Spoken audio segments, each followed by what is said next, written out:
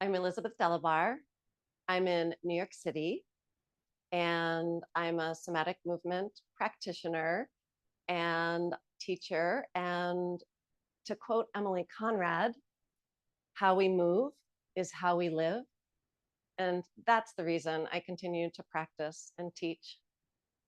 In holistic biomechanics, we notice 2 points of location on our structure. And today we're going to notice the tibial tuberosity and the tip of the second toe.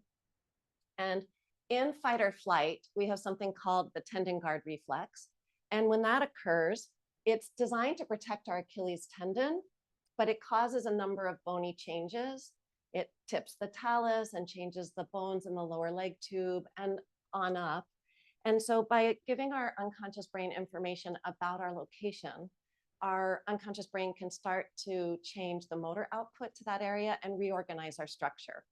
So if you find your tibial tuberosity, which is just below the kneecap, it's the large bump, and just give it some tapping. The fascia really likes vibration. And then pinch your second toe tip on that side.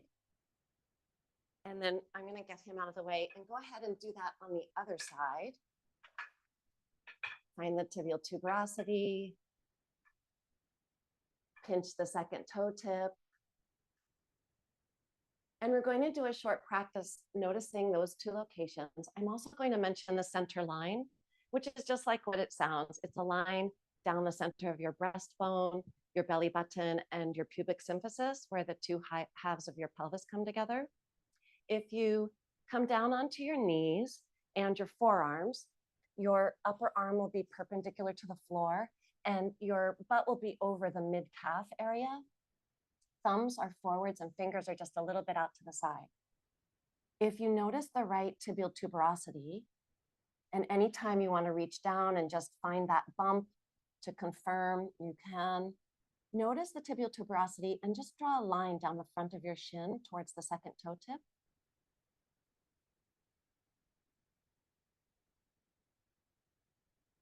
And then see where the tibial tuberosity is pointing or looking or bearing weight.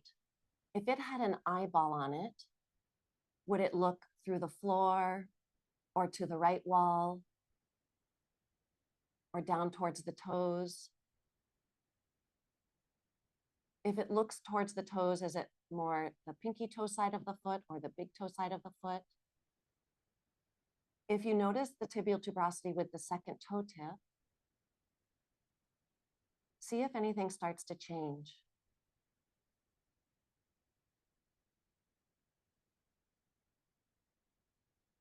Perhaps you notice how you're bearing weight on the top of your shin is different. If you do that with the left side, find the tibial tuberosity.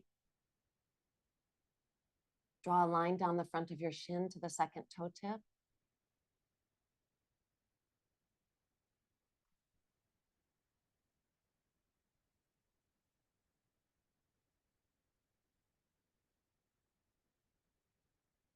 If you sense the tibial tuberosity and where it's pointing or looking, and imagine that it had an eyeball on it, would the eyeball look through the floor or to the inside or outside of the leg or down towards the toes?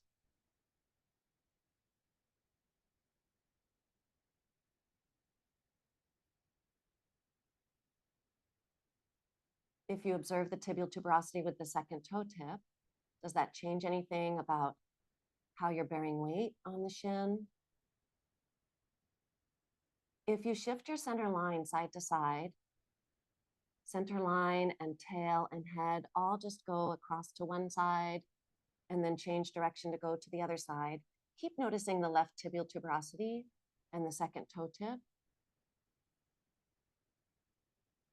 Notice if the tibial tuberosity continues to look downwards or where it's looking.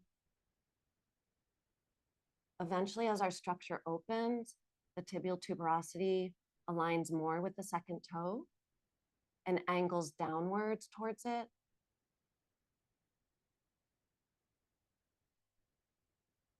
And as you shift your center line side to side, do you sense any movement of the tibial tuberosity? Maybe where you're bearing weight on it is different when you're on one side compared to the other.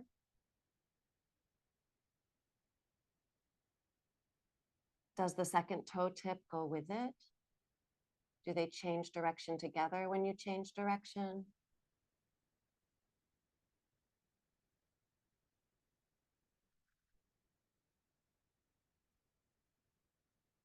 If you come back to center, and now just notice that leg that you worked with, is the shin positioned any differently?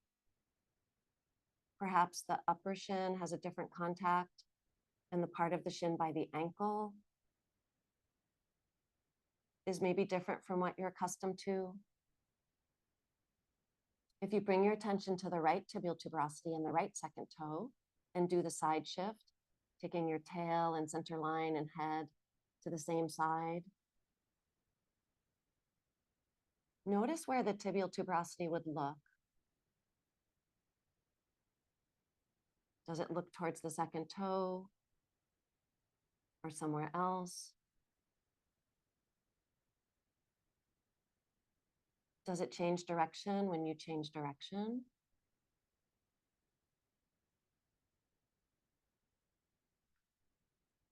Does the second toe tip also change direction?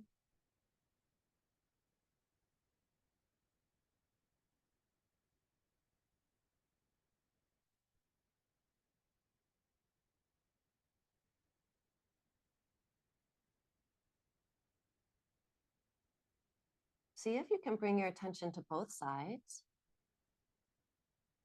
And as you observe the locations, you still have a sense of the room around you. It's not really using your eyes to sense location. It's really just having a sense of where they are proprioceptively rather than visually. As you change direction, if you pause when you're over at one end of the range of motion, can you sense how you're on the tibial tuberosity is slightly different from side to side? And then when you change to go to the other end of the range of motion, do they change? Notice if the tibial tuberosities and the second toes change together. And if you have a sense of a pattern, maybe you can have the goal that the tibial tuberosities and the second toes go first, that they change their direction when you change your center line direction.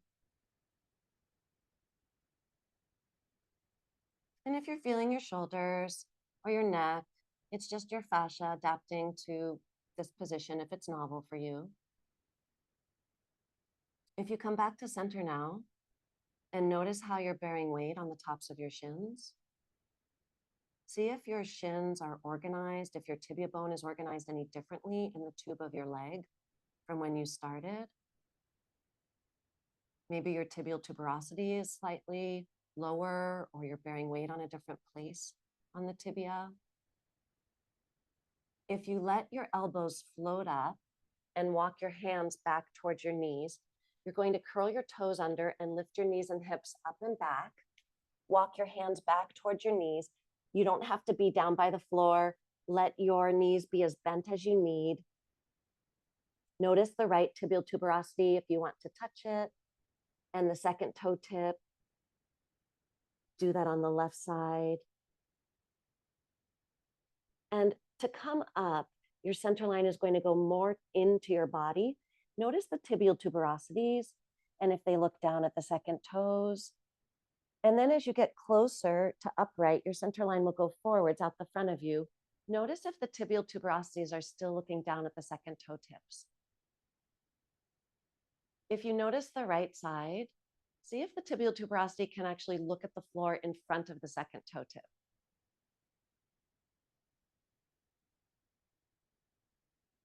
Does that change anything about how you're standing? Do that on the left side.